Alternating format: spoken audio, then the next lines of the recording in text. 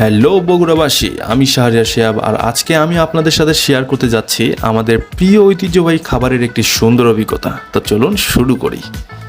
আজকে ক্লাস শেষে আমাদের ক্যান্টিনে খাবার না থাকায় আমি আর আমার বন্ধুরা গেলাম আগমনী আবাসিক রেস্টুরেন্টে। রেস্টুরেন্টের লোকেশন হচ্ছে ঠিক বগুড়া মোমো ইন 5 স্টার হোটেলের অপর পাশে।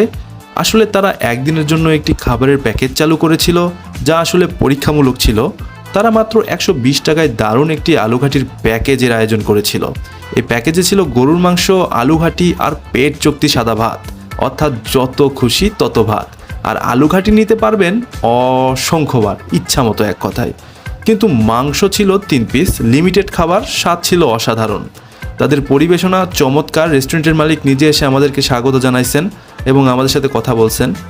ইনটেক, পানির বোতল, খাবার টেবিল পরিবেশন সব কিছুর সুযোগ করে দিয়েছিলেন তিনি। আমার মনে হয় না আহামরি এই প্যাকেজে কোনো লাভ হয়। আসলে